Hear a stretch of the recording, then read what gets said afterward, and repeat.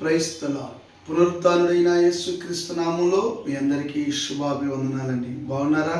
యేసయ్య మీ అందరినీ ఆశీర్వదించును గాక. అనుదిన వాత్సల్యత అనే నేటి వాక్య ధ్యానాంశాన్ని ఉదయకాలం ధ్యానించుకున్నాం. రండి, పరిశుద్ధ బైబిల్ గ్రంథంలో ద్వితీయోపదేశ కాండము 28వ అధ్యాయము 14వ వాక్య భాగాన్ని 4వ లైన్ నేను చదువుతాను. వీలైతే బైబిల్ తెరిచి వాక్యాన్ని గమనించండి. యెహోవా నిన్ను తలగా నియమించును గాని తోకగా నియమింపడు. నీవు పైవాడువుగా ఉండువు గాని క్రింద వాడువుగా ఉండవు. యేసయ్యకి మహిమ కలుగును గాక. దైవజనమా, చదువుబడిన ఈ వాక్య భాగాన్ని విన్నారు కదూ. అన్నట్టు ఈరోజు ఆదివారం కదా, త్వరగా లేచారా? మీ సంఘాల్లో ఎన్ని గంటలకు ఆరాధన? తప్పనిసరిగా కుటుంబాలతో మీరు ఆరాధనకి వెళ్ళండి, మహిమపరచండి. అన్నట్టు యవన బిడ్డలారా, సంఘ పెద్దలారా, పరిచర్యాత్మ కలిగిన దైవజనమా, దేవుడు మీ సంఘాల్లో మీకు ఏదో పరిచర్య అప్పచెప్పుంటాడు కదా. చక్కగా పరిచర్యలో పాల్పొందండి. మనుషులు చూస్తున్నారని కాదు, దేవుడు చూస్తున్నాడని నువ్వు పరిచర్య చేయి. పరిచర్య చేసిన వారిని దేవుడు చరిత్రలో గనులుగా చేశాడు. Praise the lord. హెబ్రీ గ్రంథకర్త అంటాడు, పరిశుద్ధులకు చేసిన పరిచర్య మర్చుటకు దేవుడు అన్యాయస్తుడు కాదట. ఈ వాక్యం వింటున్న మీతో ప్రభు మాట్లాడుతున్నాడు. చాలామంది మందిరాలు మానేసి, చాలామంది పరిచర్యను మానేసి, చాలామంది సంఘ సహవాసాన్ని విడిచి, చాలామంది దైవజనుడికి లోబడకుండా బ్రతుకుతున్నారేమో. అది మీకు మంచిది కాదని మరొకసారి మిమ్మల్ని ప్రేమతో హెచ్చరిస్తున్నాను. సమయం 9 గంటల కంటే ఒక 5 నిమిషాల ముందే మందిరంలో అడుగు పెడితే ఎంత ఆశీర్వాదమో కదా. ఒక్క దినము గడుపుట 1000 దినముల కంటే శ్రేష్టము. యేసయ్యకి మహిమ కలుగును గాక. దైవజనమా, చదవబడిన ఈ వాక్య భాగంలో దేవుడంట నిన్ను తలగా నియమించాడే కానీ తోకగా నియమించలేదంట. ఎంత అద్భుతమైన మాట. ఈ రోజున నీ జీవితంలో గనుడుగా ఉండాలని దేవుని చిత్తం, ఉన్నత స్థాయిలో ఉండాలనేది దేవుని చిత్తం.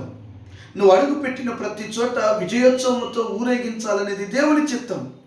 ఈ రోజున దేవుని చిత్తం నీలో జరగకపోవడానికి కారణం ఏంటి? ఈ రోజున త్వాకగానే ఉన్నావు. ఈ రోజున దరిద్రమైన స్థితిని అనుభవిస్తున్నావు.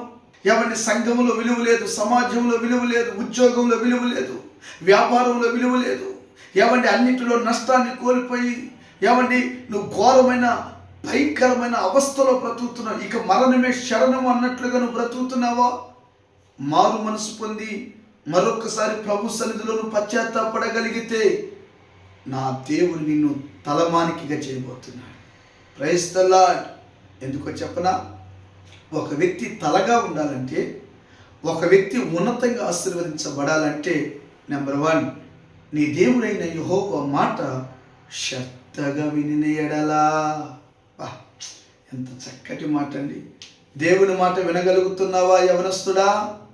దైవజనుడు మాట వినగలుగుతున్నావా ప్రియమైన తల్లి, యవన బిడ్డ? ఈ రోజున దైవానికి ప్రతిబింబాలుగా సేవ చేస్తున్న దైవజనుడు మాట నువ్వు వింటున్నావా? నీకు అప్పగించిన పనిలో నువ్వు నమ్మకంగా ఉంటున్నావా?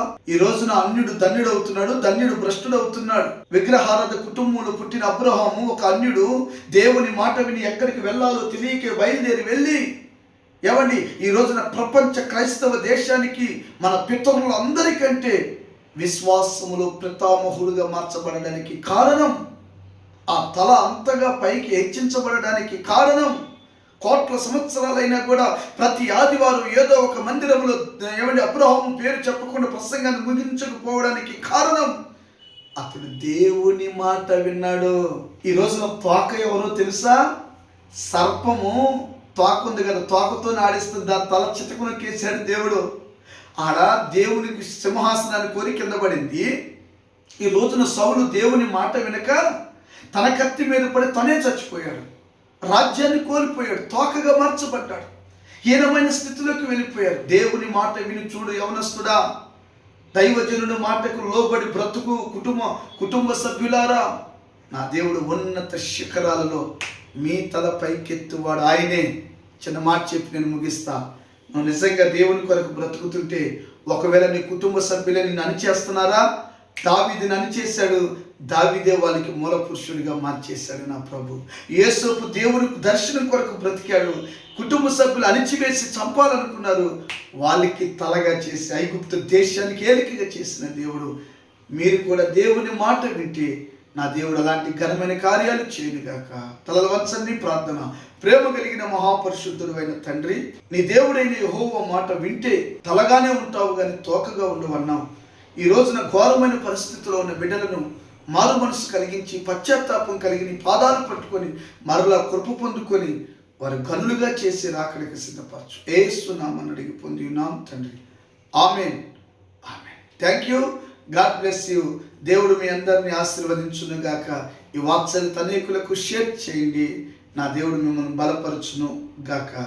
ఆమేన్.